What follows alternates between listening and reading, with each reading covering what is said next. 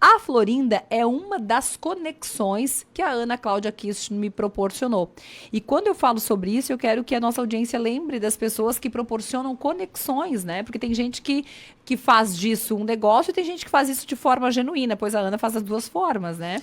Porque a Ana me conectou com a Florinda, já não lembro mais, talvez em 1830, faz muito tempo, né?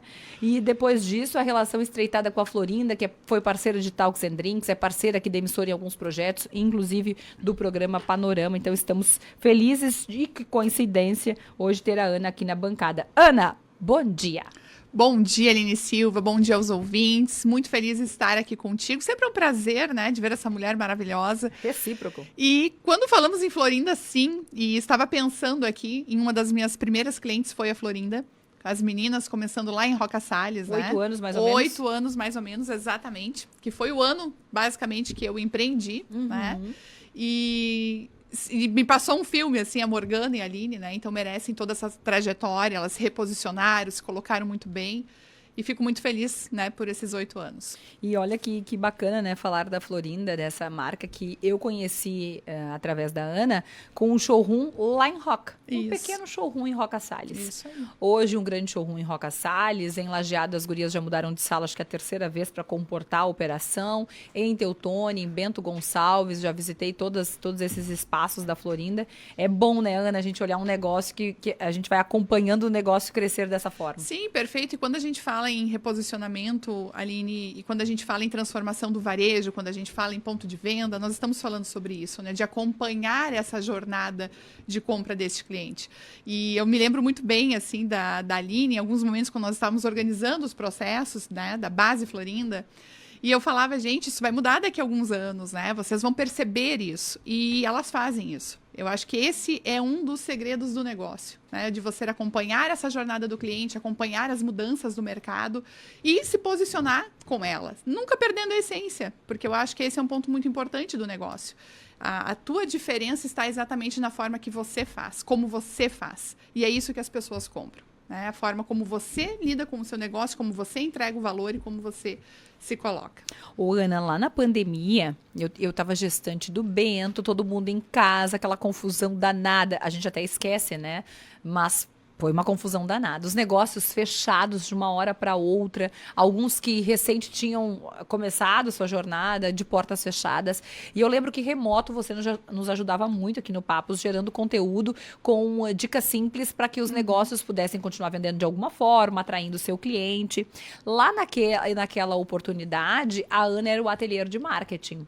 E nós chamávamos aqui a Ana do ateliê, o ateliê da Ana, né? Mas o negócio era o ateliê de marketing. Hoje não mais, houve um reposicionamento. Isso. Quando eu iniciei o empreendimento, o ateliê de marketing era e continua sendo, né? É o objetivo de fazer o marketing na prática, de uma forma personalizada, de uma forma que integre com a essência do negócio. O ateliê de marketing, ele ainda existe, né? Ele só está ainda, né, de uma forma resguardada, mas eu tenho planos para dar o segmento dele. Quando eu faço reposicionamento ali no decorrer do negócio, a gente vai percebendo nichos de mercado, vai percebendo situações que você pode entrar e que faz sentido, né, dentro daquilo que você aplica. Como eu sempre sou da operação, quando a minha formação é da gestão e dessa área, eu comecei a focar mais e ver uma oportunidade na área de supermercados. Então, eu aliei a operação, a gestão de processos, aquilo que a gente faz em qualquer negócio, porque qualquer empresa, qualquer segmento, ele é formado por processos e pessoas. Então, nós temos isso como base. E aliei a entrada neste segmento com a parte de layout, que é a minha paixão, que é exatamente a jornada de compra do cliente. Explica para minha audiência o que é layout, para o consumidor, né? Pensando assim, o que ela está falando? O que é o layout? O layout, independente da loja, do segmento, loja de roupa, farmácia, supermercados, enfim, é você entrar no ambiente. Você entrou, colocou o seu pé na porta de entrada, você já está dentro deste layout. O layout ele é composto não só da materialidade, mas da circulação, ambientação, iluminação, a exposição dos produtos, a organização, as gôndolas, tudo que está dentro deste espaço de ponto de venda, nós estamos falando de layout. É por isso que às vezes a gente entra dentro de alguns espaços que a gente sente mais conforto e outros não. Isso, perfeito, perfeito. E isso é um dos diferenciais hoje. né? A gente tem a internet, a gente tem a inteligência artificial e nós temos que entender que, quanto varejo, as pessoas não vão, as lojas físicas não vão morrer.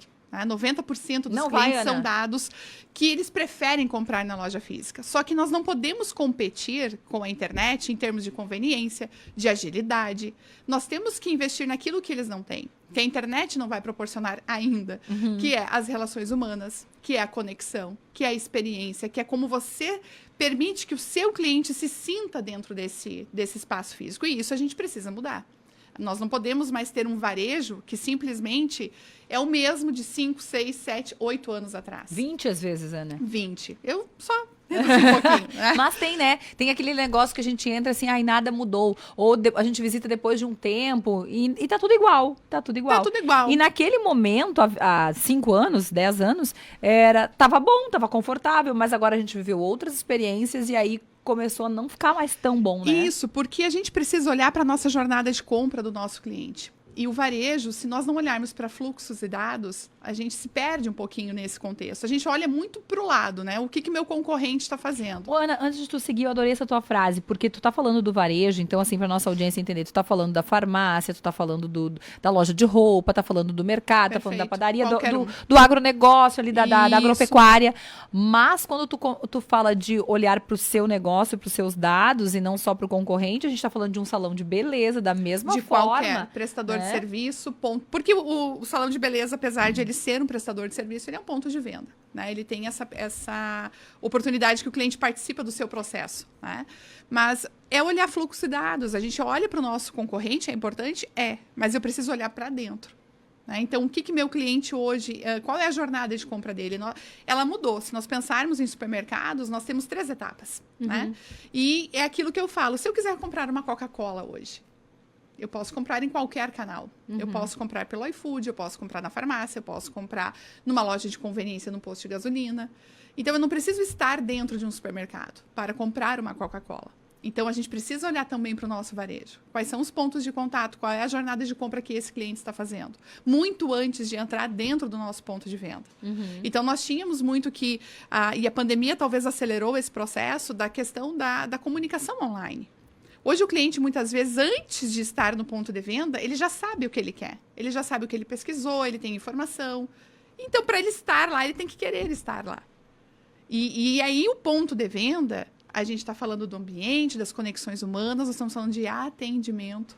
Nós estamos falando de receber esse cliente, de ter um processo para que ele se sinta confortável. A gente também está entendendo que não é mais vender como nós vendíamos, né? 2, 3, 5 anos atrás. Hoje a gente não espera mais o cliente entrar dentro da nossa loja. Ótimo, Ana. E daí o que a gente faz? A gente fica na porta. E eu tô te fazendo essa pergunta... O ideal não seria ficar na porta. Tô fazendo essa pergunta porque a Ana hoje atende o Rio Grande do Sul inteiro. Estamos. Em várias cidades. E frequente, quando eu tinha a oportunidade de conviver com a Ana, nós passávamos por alguma loja, algum ponto onde o vendedor tá ali na frente, bloqueando a entrada.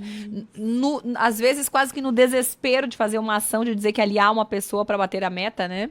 E de fato, né, Ana, a gente passa assim, final do mês, tem ações que acontecem diferente dentro de alguns negócios e a gente entende que é porque isso está acontecendo. E a Ana sempre falava desse bloquear a entrada do cliente. Ilustra para nossa audiência o porquê que isso não é bem-vindo, uma vez que a Ana nos disse o grande diferencial da loja física e não da internet é ter no ser humano ali, né? Isso, é a conexão humana. O que acontece? Tem empresas que estão criando rituais de atendimento, né? Então, é um padrão dessa empresa, onde daqui a pouco teria uma pessoa para receber esse cliente, direcioná-lo, né? Até mesmo trazer um vendedor, enfim. Mas o que acontece? Quando o cliente entra no nosso estabelecimento, a gente precisa deixá-lo, né? Respirar, vamos dizer assim. É onde ele começa a olhar toda a loja, onde ele começa a se sentir, né, confortável para entrar. A questão das barreiras de atendimento, hoje tem, e esse é o importante olhar para o cliente, as gerações estão mudando. Então, tem pessoas que querem um acompanhamento do vendedor, tem pessoas que não querem um acompanhamento do vendedor. Então, eu também preciso treinar a minha equipe para que ela tenha esse olhar para este cliente. Então, não deixar barreiras, deixar ele confortável, mas numa distância, eu sempre brinco, né? Não é um vendedor basquete, que a pessoa se vira, opa, estou aqui, né? Mas é ter um acompanhamento, é ter um olhar, é prestar atenção nessa jornada. E olha como o layout é importante. O layout também é um vendedor. O layout, o visual merchandising, as exposições, os produtos, eles vendem sozinhos. E não estou dizendo que nós vamos substituir o vendedor, não é isso. Mas ajuda um monte. Nós temos um facilitador. O vendedor hoje ele é um facilitador.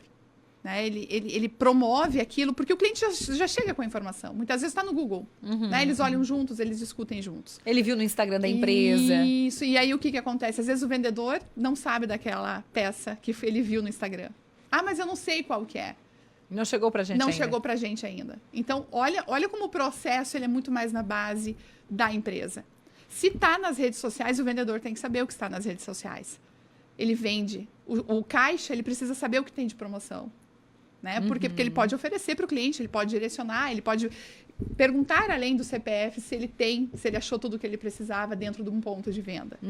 Então, isso são conexões, isso são relações. Ana, mas a gente está bem distante disso, hein? Porque num caixa de supermercado, quando a gente recebe uma pergunta como essa, uma informação como essa, a gente até enquanto cliente, a gente ainda se surpreende. Isso nossa, foge do roteiro, né, Aline? Sai do roteiro. Sai do roteiro. Nossa, o caixa se preocupou comigo, né? Uma vez que eu comprei esse, tinha mais algo parecido na promoção, ele me informou sobre. Mas aí eu preciso te perguntar, a frase que eu mais ouço, tá, dos empreendedores é como tá difícil formar equipe, como tá difícil permanecer com a equipe, como tá difícil. Tá difícil porque as pessoas estão estranhas? ou tá difícil porque nós não visualizamos que a coisa mudou? Eu vejo, Aline, que nós temos gerações diferentes dentro das empresas, tá? E isso é um fator bem importante. Eu gosto muito do Dado Schneider.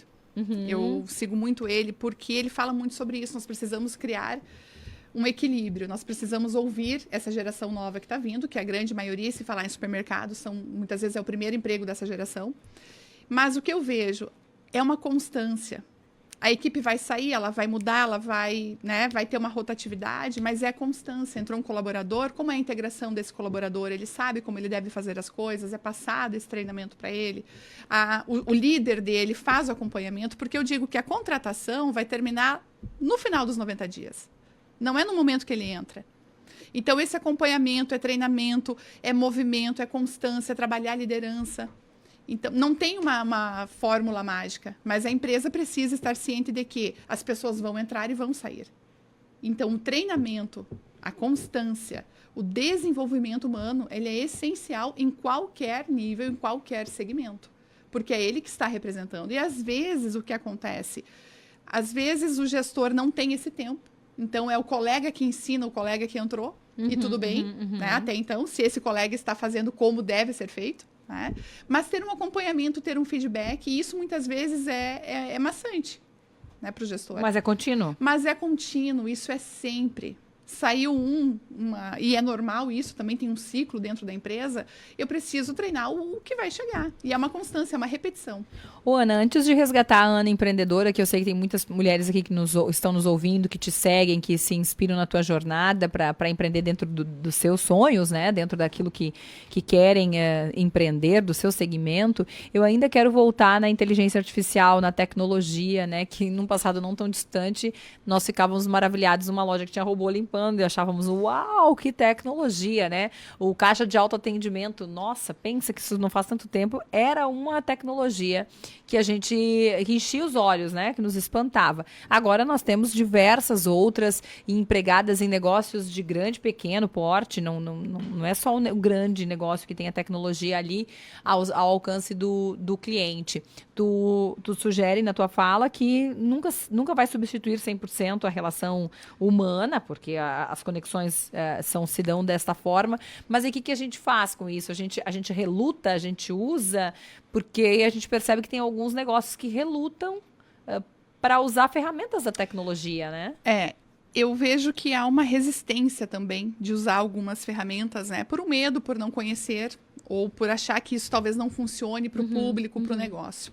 Antes mesmo de vir, eu vi um vídeo de uma mulher que fez um vídeo falando dos self-checkouts. Olha aí, estão substituindo as operadoras. Não é esse o intuito. O que nós estamos vendo? Nós estamos olhando para um cliente que tem uma agilidade, uma conveniência, uma facilidade. Então, se eu vou lá e compro 5 itens e eu vejo a fila do supermercado cheia, eu vou desistir daquela compra, eu não estou tendo uma experiência de compra positiva. Então, eu vou num caixa de autoatendimento porque eu preciso agilidade. Né? E, às vezes, dependendo do espaço, aquele gestor não dispõe, enfim. Já temos os checkouts híbridos. Né? Então, a operadora sai, você vira a tela. Então, nós já temos essa opção também para que possa virar um autoatendimento. Então, a tecnologia ela vem para facilitar. A gente precisa utilizar isso. E falar também em rentabilidade dentro do varejo. Então, muitas comunicações, muitas telas digitais, né, que a gente está vivenciando, vocês percebem muito, devem estar vivenciando isso dentro dos supermercados, principalmente, isso também é rentabilidade. Por quê? Porque o cliente hoje, se nós formos olhar para um supermercado, a comunicação está ali dentro. As marcas estão ali dentro. E eu preciso chamar a atenção desse cliente, porque nós temos dados, Aline, que é 25 segundos para escolher um produto. Então, eu estou na frente de 7 metros de gôndola, eu estou na frente de 7 marcas de chocolate, por exemplo, eu preciso decidir um. Né? Então, isso também traz, a tecnologia permite essa facilidade também de divulgar a marca. E quando processos, tu fala das telas né? digitais, são telas mesmo. São telas digitais. Hoje nós temos etiquetas digitais, nós temos os black lights, nós temos as telas com somente uma iluminação, né? Que é a propaganda, enfim, a marca. Que fica ali girando. E tem as telas, né? Que tem toda essa mobilidade. Então, é trazer isso para o universo, a tecnologia em todos os processos, né? Se nós falarmos em produção de padaria, por exemplo, também, o que eu consigo automatizar para quê? Para que aquele colaborador, né, aquilo que eu levo 7 horas para fazer, que eu posso fazer em menos 3 horas, o que eu poderia agregar no serviço? Isso também é o olhar para essa automação, para a tecnologia. Então, a gente precisa olhar isso de uma forma diferente. E o varejo, o gestor, ele é aceitar que nós estamos nessa mudança e buscar o melhor para aquela melhor ferramenta para o meu negócio. O WhatsApp, já não é novidade, né? A gente tem automação de ferramentas para o WhatsApp. E ainda assim a gente consegue ter um atendimento humanizado com o WhatsApp, mesmo sendo, né, uma ferramenta que a gente sabe que não tem um vendedor ali até chegar o meu atendimento, por exemplo. Então, o varejo ele tem várias oportunidades de criar uma relação com o cliente. E isso não vai ser substituído, né, pelo online. Ô, Ana, se nós voltássemos aqui no nosso bate-papo para Ana empreendedora, porque daí agora eu sempre penso, né? Quando a Ana vem aqui, é tanta informação que do outro lado do rádio a empreendedora está dizendo, gente, e agora? Jesus, né? Porque é isso, às vezes a gente está falando com alguém que tem muito feeling, que gostaria, mas não tem ferramentas, nunca ouviu falar, né, Ana? Sobre tudo isso que a gente está falando agora. Quando que a Ana decide empreender? Porque a Ana foi professora, né? E esses dias eu vi um material teu que dizia que tu te realizou muito em sala de aula. Ai, sim. Mas lá e foi uma professora, e todo mundo que foi aluno da Ana lembra da Ana. Isso é, né, inesquecível, né? Mas lá pelas tantas a Ana resolve empreender. E aí, não foi assim, dormia, hoje eu vou ser empreendedora. Não foi. Quando eu me formei em administração, eu sempre gostei muito da vivência da empresa, né? E foi na sala de aula, Aline, que eu enxerguei uma oportunidade de trazer um conteúdo que veio o ateliê, né, de marketing, de trazer um conteúdo de uma forma prática, objetiva, simples, que faça sentido. Eu sempre falo isso, gente, se não faz sentido, não façam, né? Tem que ser fácil para quem vai operar também. Mas fazer o marketing bem feito, o básico bem feito, porque marketing é tudo. Às vezes as empresas falam assim para mim, eu preciso contratar uma agência de marketing. Eu disse, olha, você já faz marketing, né? Seu atendimento, sua recepcionista, enfim. Tudo isso é marketing. E eu pensei, por que não trazer isso como negócio? Por que não transformar isso como negócio? E não deixo de não ser a prof, né? Eu me realizei na sala de aula e você sabe muito bem, né, Aline? É prazeroso, porque a gente consegue ter a vivência, trazer uma teoria e fazer com que ela possa se transformar na prática para aquela simples empreendedora que está começando o negócio ou mesmo para quem já tem um negócio muito bem estruturado. Então, foi ali que nasceu o ateliê de marketing. E nessa transição, as pessoas... É muito engraçado, Aline, porque você falou isso muito bem lá no início. A Ana do ateliê. E quando eu entrei quando eu vi a oportunidade dos supermercados, tá? Eu pensei, olha, o ateliê de marketing faz todo sentido. Ninguém vai lembrar de mim, né? Para falar supermercado, o ateliê de marketing. E eu fiz uma pesquisa de percepção de marca, eu fiz pesquisa de mercado, trabalhei em paralelo com a Morama, né? Que me auxiliou nesse processo. Porque o que acontece? Quem está fazendo para você? A Ana. Que Ana? Ana Kist. Mas quem está contigo? A Ana Kist. Falei, tá, então eu sou a cara do negócio, né? E eu fiquei pensando muito sobre isso, assim, de ter o meu nome, porque eu tenho várias pessoas por trás, eu não faço nada sozinha, né? Eu tenho pessoas comigo. Mas é a Ana Kist. Então, se isso é referência, né? Então, ficou o quê? Ana Kist Layout Inteligente. Então, eu usei do meu nome, exatamente pelas referências, pelas indicações, para que o cliente tenha essa facilidade. Esse é um ponto importante. Quando eu trago isso, o ateliê de marketing não iam lembrar, associar com layout. Então, eu também preciso pensar se a minha marca faz sentido para o cliente que eu estou buscando. Se ele entende o que eu vendo, isso, né, Ana? Isso, perfeito. Então, foi ali, o ateliê de marketing, ele existe, né? Ele tem a rede social dele, eu registrei a marca. Isso, ele tem uma proposta diferente. E agora é o Ana Kist Layout Inteligente, essa é a minha empresa, né? Voltada para layout de supermercados em especiais. E quando eu falo em especiais, porque eu tenho clientes que eu já atendi de farmácia, segmento de farmácia, de lojas de agronegócio, e tudo bem. Eu sempre falo, olha, vocês moram no meu coração, não posso dizer que não, né? Inclusive, o Vitelmo está MV Açougue Utilidades, né? Fiquei muito feliz com isso também. Então, me reposicionei. De Mussum. De Mussum. Está aberto. E as meninas, né? As filhas com o Let's Bora aqui na Avenida. Sensacional. A partir desse final de semana. Já começou. Isso, já começou. Então, o Ana Kist ficou, né? Para relacionar com layouts. As pessoas não me associavam por aquela marca. Então, eu te fiz essa pergunta justamente por isso. Porque às vezes assim, a gente tem uma ideia genial, mas a ideia genial não está comunicando. Não adianta.